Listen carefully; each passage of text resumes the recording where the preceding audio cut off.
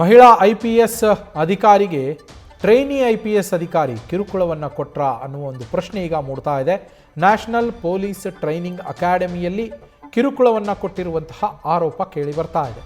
ಅತ್ತಾಪುರ ಠಾಣೆಯಲ್ಲಿ ಲೈಂಗಿಕ ಕಿರುಕುಳ ಪ್ರಕರಣ ದಾಖಲಾಗಿರುವಂಥದ್ದು. ತೆಲಂಗಾಣದ ಅತ್ತಾಪುರ ಪೊಲೀಸ್ ಠಾಣೆಯಲ್ಲಿ ಕರ್ನಾಟಕದ ಟ್ರೈನಿ IPS ಆಗಿರುವ ಮಹಿಳಾ ಅಧಿಕಾರಿಗೆ 2024ರ ಬ್ಯಾಚ್ನ ಟ್ರೈನಿ IPS ಉದಯ್ ಕೃಷ್ಣ ರೆಡ್ಡಿ ವಿರುದ್ಧ ಈಗ ದೂರು ದಾಖಲಾಗಿದೆ. ಅವರು ಕಿರುಕುಳವನ್ನು ಕೊಟ್ಟಿದ್ದಾರೆ ಅಂತ ಹೇಳಿ ಖಾಸಗಿ ಫೋಟೋ ವಿಡಿಯೋಗಳನ್ನು ಗಂಡನಿಗೆ ಕಳಿಸಿ ಬ್ಲ್ಯಾಕ್ ಮೇಲ್ ಮಾಡಿದ್ದಾರೆ. IPS ಅಧಿಕಾರಿ ನೀಡಿರುವ ದೂರಿನ ಅನ್ವಯ FIR ದಾಖಲಾಗಿರುವಂಥದ್ದು. ದೂರು ದಾಖಲಾಗ್ತಾ ಇದ್ದಂತೆ ಉದಯ್ ಆತ್ಮಹತ್ಯೆಗೆ ಯತ್ನಿಸಿದ್ದಾರೆ ಅಂತ ಹೇಳಿ ತಿಳಿದು ಬರ್ತಾ ಇದೆ. ಊಹಾಪೋಹ, ಕುಟುಂಬಸ್ಥರಿಂದ ಯಾವುದೇ ಆತ್ಮಹತ್ಯೆ ಯತ್ನ ಇಲ್ಲ ಅಂತ ಕೂಡ ಇದರ ಬಗ್ಗೆ ಸ್ಪಷ್ಟನೆ ಸಿಕ್ಕಿದೆ. ಟ್ರೈನಿಂಗ್ ಅಕಾಡೆಮಿಗೆ ತೆರಳಿ ಮಾಹಿತಿಯನ್ನು ಪೊಲೀಸರು ಕಲೆ ಹಾಕ್ತಾ ಇದ್ದಾರೆ.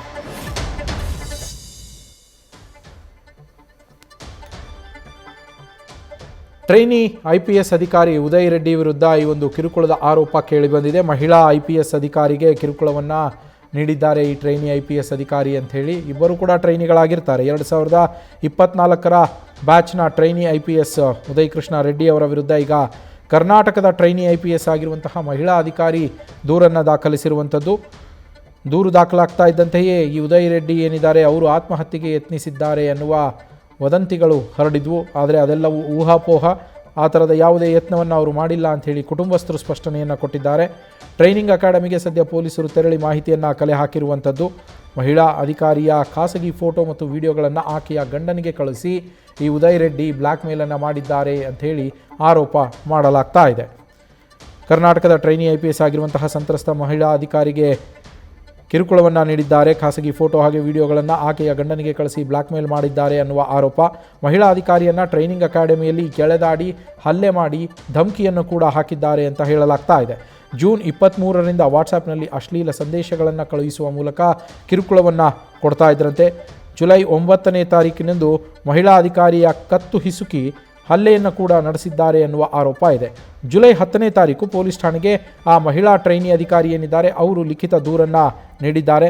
ದೂರು ದಾಖಲಾಗ್ತಾ ಇದ್ದಂತೆ ಉದಯ್ ಕೃಷ್ಣ ರೆಡ್ಡಿ ಆತ್ಮಹತ್ಯೆಗೆ ಯತ್ನಿಸಿದರು ಅನ್ನುವ ವದಂತಿಗಳು ಹೊರಡಿದ್ವು. ಆದರೆ ಅದೆಲ್ಲವೂ ಊಹಾಪೋಹ ಅಂಥೇಳಿ ರೆಡ್ಡಿ ಕುಟುಂಬಸ್ಥರೇ ಯಾವುದೇ ಆತ್ಮಹತ್ಯೆಯ ಯತ್ನ ನಡೆದಿಲ್ಲ ಅಂಥೇಳಿ ಸ್ಪಷ್ಟನೆಯನ್ನು ನೀಡಿದ್ದಾರೆ. ಮೋತಿ ನಗರದ ಸಂಬಂಧಿಕರ ಮನೆಯಲ್ಲಿ ಪ್ರಜ್ಞಾಹೀನನಾಗಿ ಬಿದ್ದಿದ್ದರಂತೆ ಉದಯ್ ಕೃಷ್ಣ ರೆಡ್ಡಿ. ಬೆಡ್ ಪಕ್ಕದಲ್ಲಿ ಸ್ಯಾನಿಟೈಸರ್ ಪತ್ತೆಯಾಗಿತ್ತು. ಹೀಗಾಗಿಯೇ ಆತ್ಮಹತ್ಯೆಗೆ ಯತ್ನ ನಡೆಸಿದ್ರು ಅಂಥೇಳಿ ಸುದ್ದಿ ಹರಡಿತ್ತು.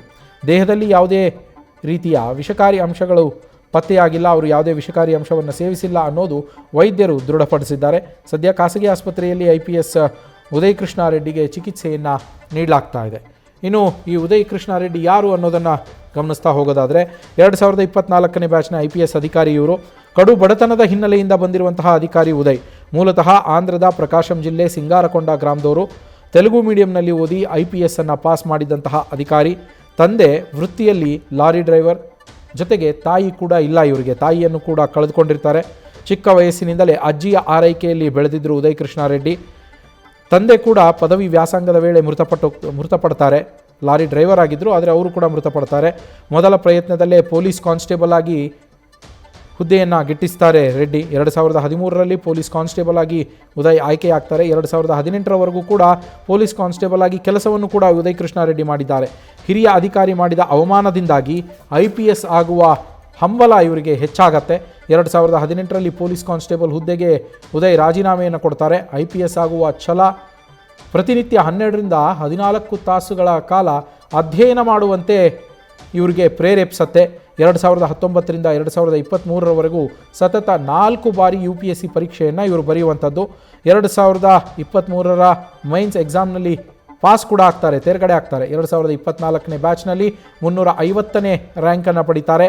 4ನೇ ಪ್ರಯತ್ನದಲ್ಲಿ UPSC ಪರೀಕ್ಷೆ ಕ್ಲಿಯರ್ ಮಾಡಿ IPS ಆಗಿ ಆಯ್ಕೆ ಕೂಡ ಆಗುವಂಥದ್ದು. ತೆಲುಗು ಮೀಡಿಯಂನಲ್ಲಿ IPS ಪರೀಕ್ಷೆ ಎದುರಿಸಿದ್ದ ಉದಯ್ ರೆಡ್ಡಿ ತೆಲುಗಿನಲ್ಲಿಯೇ ಪರೀಕ್ಷೆ ಬರೆದು IPS ಹಿನ್ನೆಲೆ ಹೊಂದಿರುವಂತಹ ಅಧಿಕಾರಿ ಎನ್ನುವ ಖ್ಯಾತಿಯನ್ನು ಕೂಡ ಪಡೆದಿದ್ದಾರೆ.